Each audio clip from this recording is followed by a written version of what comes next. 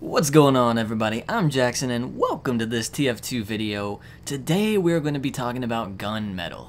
Yes, this is an update that was released, 3 months ago? Actually, yeah, right to this day, 3 months ago. And now that I've had time to take in the update, I'd like to just kind of give my thoughts on it, and put it on a gameplay. I'm going to be doing a contract. I finally got a scout contract. It's the first time I got a contract for my favorite class, so I was really excited about that. So let's start off by talking about the 4 maps that were added with this update. And my first impression of this update was Soijin. That was the first map that I jumped on because as soon as the update was here, I wanted to jump on one of the Gunmetal maps. And I got onto one of those. I got onto a server on Soijin, and I just my first impression was, wow, this just looks beautiful. Now the actual gameplay was kind of weird, because you could aim onto mid, onto the point, because it's King of the Hill, from your own spawn doors. You could just peek out with a sniper rifle and headshot somebody capping the point. Of course, later Valve patched that and they added walls to kind of block the midpoint, and that was good. They made it a lot less weird to play. As a whole, I think that these 4 maps are a lot of fun to play. I mean, I'm not gonna go out of my way to say that any of them are my favorite or they were just ridiculously amazing, but they were all solid and I enjoy playing on each and every one of them. And of course, Snowplow has kind of that unique control point experience, where that blue's goal is to escort a train to the end of the map by capturing 3 control points. And also for every 30 seconds that blue doesn't cap a point, 10% of the train's health is removed, and when you get to 0, you lose. So it's kind of a unique control point experience, and I thought that was pretty cool. But overall, the maps on this update were good, so I give that a thumbs up. Now, along with the maps, Gunmetal brought some cosmetics to the game, and while I didn't really get to personally experience receiving too many of these, as I didn't open that many cosmetic cases because I was, putting most of my funds into opening up weapon crates, which we'll get into those later, of course. But, there are some good cosmetics, including, I like the war-themed scout stuff and the Commissar's coat for a heavy, and of course, the hat everyone has been freaking out about, the banana hat. Which, I don't know if I like the banana hat that much, and I really don't see why it's become such a big thing, but I think overall the cosmetics added to the game are a plus, so another thumbs up. Alright, now moving on here, we're going to talk about taunts. That's right, taunts. 3 new taunts were added to the game in this Gunmetal update, and I honestly feel like this is a dark horse for being the best part of the update. Of these 3 taunts, 2 of them have caught on and have become staples of your everyday pub experience. These 2 taunts are the box trot and the Kazatsky kick. Now the box trot, I remember immediately after the update watching a Muselk video, and he started this whole phenomenon of, using the box trot taunt and hiding on a cap. And the opponent's just being completely oblivious. The other team, just sitting on the cap thinking that they're capping it, but not realizing that there is an enemy spy sitting there because you're blending in, you're just a box. It's just hilarious in general, moving around as a box, it's cartoonish. I really liked it. And then of course, the new big dance, it is, I don't want to say replacing the conga. I still like the conga. I don't have either of these taunts. I really want them.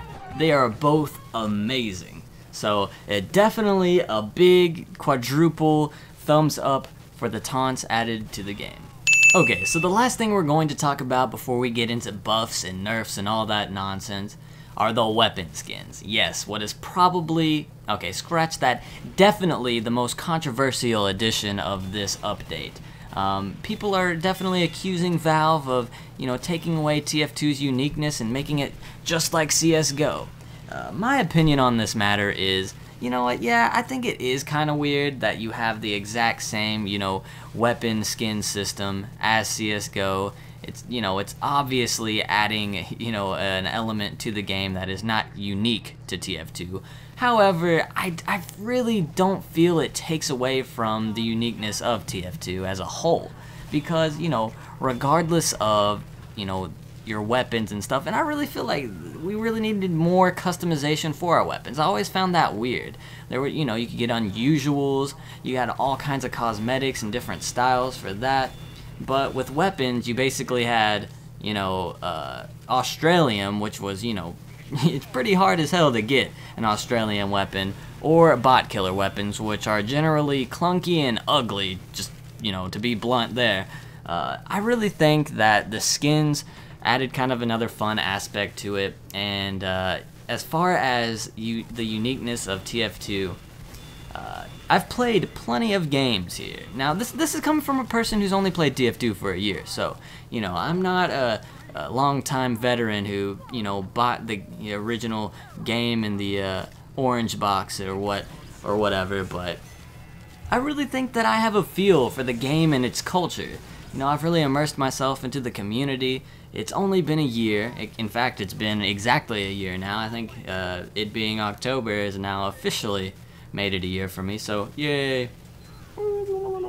But when I say this, you know, I can't speak for everyone, like I said, but in my opinion, you know, we can have all these skins in the game that is, you know, quite obviously just taken from CSGO, copy-pasted into TF2. But when I jump into a pub on a Monday afternoon, it's TF2. I'm not thinking that, oh my gosh, this feels like CSGO. They're completely different games. I still get the crazy taunts, all the nonsense, and, you know, ragdoll effects when you kill people. It's still the same TF2 to me. We have more customization for our weapons. It's not the end of the world. So, as a whole, I would probably give the weapon skins a thumbs up, but to avoid controversy, we're just going to put a sideways thumb. So, I'm neutral. But I'm really not. I actually kind of like the skins. Moving on to class tweaks and weapon buffs and nerfs. Now, I'm not going to go through every single buff and nerf. I'm just going to discuss the ones that I felt needed to be discussed the most. Which, you know, I might skip over some important ones, so I'm sorry if I do. But it might just be because I don't have much interest in that class or that weapon or whatever. But to start off, we're going to look at a class tweak for the Heavy. And I feel like this one is a pretty big buff. Minigun damage on level 2 and 3 sentries were increased, which I honestly, to be honest right here, I felt like that was a little unnecessary buff. Heavy was pretty OP coming into this update, and I felt the main problem with Heavy was the diversity of the miniguns. Now, there are a lot of miniguns with, you know, all kinds of different abilities, but I felt like before this update they were being underutilized, where basically the only viable minigun to use was the stock minigun. It was the best weapon by far. There was no real reason to use really any of the other miniguns. So I feel like that was the big problem with Heavy, and the class didn't need a buff like that. So I'm not going to give the thumbs up on this one, probably a thumbs down. Okay, so now we're going to get into weapon buffs and nerfs. Now let's start off with the nerfs, because I feel like there were 3 big nerfs, starting with the lock and load. The 20% added damage bonus was removed and made to be a 20% damage bonus against buildings only. So they took off 20% of the damage against other players, thus ending the awful reign of the lock and load for the demo man. I feel like this gun is still viable. This weapon is still viable. You know, obviously it's definitely viable to take out NG Nest in certain situations, but I still feel like it is a viable weapon. It's not OP anymore, but it's still viable. It's not like horrible. So I think it's still usable, and that's a good thing when making a nerf. Another one is, for the demo man, is the Olapul Caber. They reduced the explosion base damage from 100 to 75, and they also reduced the damage ramp up bonus for, you know, close range attacks. Now it's just the same as all other explosive weapons. They pretty much ruined this weapon because I didn't get to use it much before the nerf, and I've tried using it, after this update, and it's hard to get a kill. The opponent, I mean the enemy has to be at such a low health for you to even get a kill. It's pretty ridiculous. So it kind of took away the fun out of that weapon. I feel like that weapon definitely wasn't OP. It was definitely kind of a fun weapon, and you know, you weren't going to be going off. You know, people aren't going to be raging in the chat saying, "Oh my God, this guy's got the Olipul Caber. What a noob." Use a real weapon, man. It wasn't like that. It was just kind of a fun, you know, you get the hilarious and embarrassing kills on people, and it was a pretty cool weapon. So I was pretty disappointed as a whole with that nerf. Now let's go ahead and move on to the Dead Ringer. This is our final major nerf that we're going to discuss. And you know, the Dead Ringer was a ridiculous watch for spies. You could tank all kinds of damage. You know, if you had just a sliver of health and you had your Dead Ringer ready, you could get out of any situation. It was ridiculous. So now there are a lot of nerfs to it, starting with triggering Feign Death instantly removes 50% of your cloak meter, and along with that, your cloak regen rate has been nerfed by 30%. So you're really going to be looking for ammo boxes a lot more. And speaking of that, you can no longer pick up ammo for cloak while you're cloaked. Now, along with these adjustments to the cloak meter and whatnot, there is a big nerf to the amount of damage that you take when you feign death, and you take a lot more damage. That's kind of the down low of it, and so you're no longer an unstoppable tank, and it's no longer an OP watch, and I think they did a good job with it, because along with that, they did add one little buff, in that whenever you do trigger Feign Death, you get a 3-second speed boost. And that's pretty interesting. It's really cool, and it helps you get away. I think that's a great addition. And moving along with that buff, we're gonna go into some other buffs to weapons, and start with the Big Earner, which whenever you get a kill with the Big Earner now, you of course get a 3-second speed gain, which is really cool. It just makes the spy, you know, you can get a lot of chain stabs with the Big Earner. And now it makes that a viable knife in general.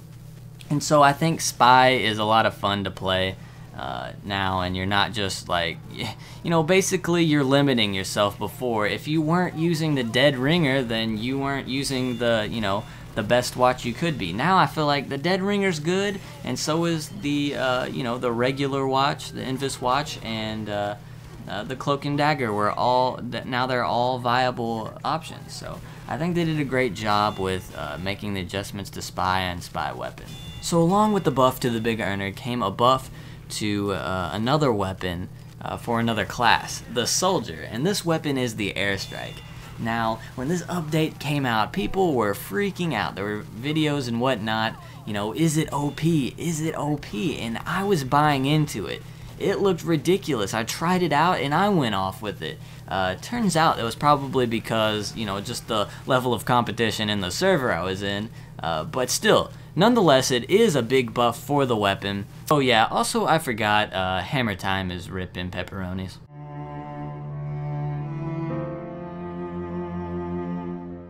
Now after that sad moment, I could go on about each and every little minor buff and nerf, but it's about 2 in the morning here, and I've got some lasagna I need to eat, and I have some sleep I need to get.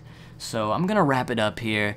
So to end the video, I've completed my contract, and you're going to see the kind of the essence of the gunmetal update. In the end, this is what it's all about. Imagine you've put all this time and effort into getting stupid contract points so that you can put your dreams into Gaben's hands, and you're excited, ready to see what he's gonna give you.